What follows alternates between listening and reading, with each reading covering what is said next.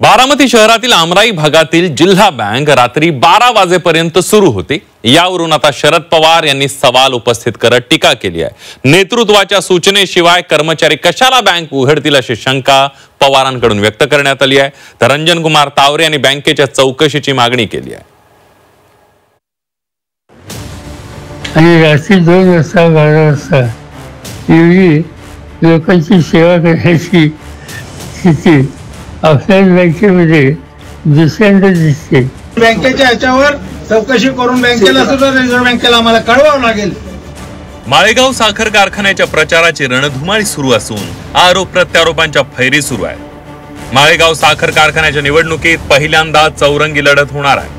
त्यातच आता PDCC bank रात्री 11 वाजेपर्यंत खुली होती, यावरून देखील सत्ताधारी पॅनलवर आरोप करण्यात येतोय। तसंच बँकेत मतदारांच्या याद्या कशा आल्या यावरून देखील सवाल उपस्थित करण्यात येतोय।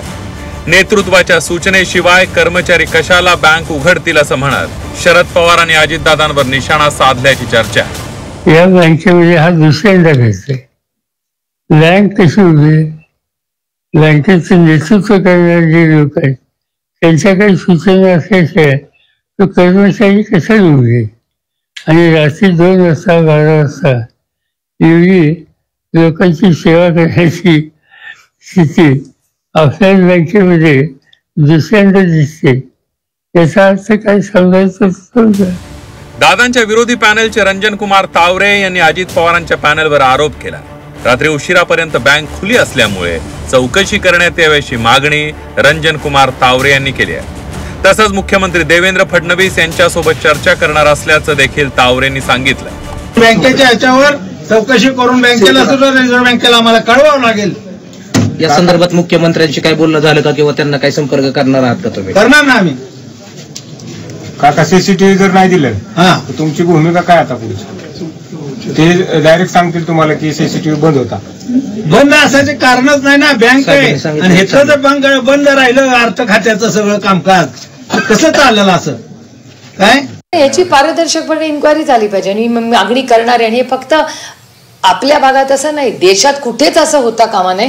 लिस्ट तिथे पोचल्या कशा, काय संबंध तिथले, तिथे कोण कोण येऊन गेलं, कोणी फोन वापरले, कोणी कम्प्युटर वापरले, ते सगळे कॅमेराचे जे व्हिडिओज आहेत हे पारदर्शकपणे यांनी नाबार्डला दिले पाहिजेत। आणि माझा विश्वास आहे की आरबीआय नाबार्डला विचारेल हे नक्की। बँकेवर करण्यात आलेल्या आरोपानंतर बँकेकडून देखील प्रत्युत्तर देण्यात आलंय। बँक 5:30 वाजता बंद होते, नंतर फोन आल्यामुळे मी पुन्हा बँकेत आलो। संगणकीय काम सुरू असल्यामुळे काही कर्मचारी उशिरा थांबले होते।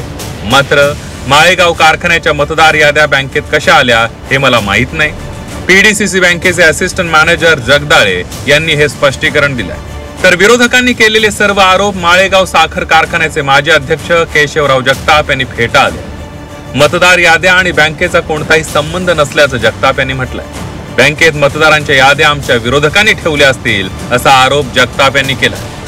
मतदार याद्या आणि पीडीसी बँक याचा काय अर्थार्थी काय संबंध नाही। आणि आमचा पीडीसी बँकेचं फक्त साखर कोठ्याची राखून साखर कोठे त्यांचं नियंत्रण असतो, त्यातून परवानगी दिलेली साखर बाहेर काढायची, आपण त्यांचे पैसे बँकेत भरतोय तेवढी पोती आम्ही रिलीज करायची आणि त्यांनी रिलीज केलेले पोते आपण ज्या पार्टीला विकले पोते भरून द्यायची।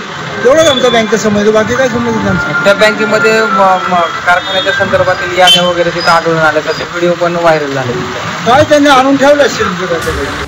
22 जून रोजी माळेगाव कारखान्यासाठी निवडणूक प्रक्रिया पार पडणार आहे। त्यामुळे अजित पवार साखर कारखान्यातील आपली सत्ता अबाधित ठेवणार की रंजन कुमार तावरे विजयाचा गुलाल उधळणार हे पाहणं महत्वाचं ठरणार आहे। जावेद मुलानी, झी 24 तास, बारामती।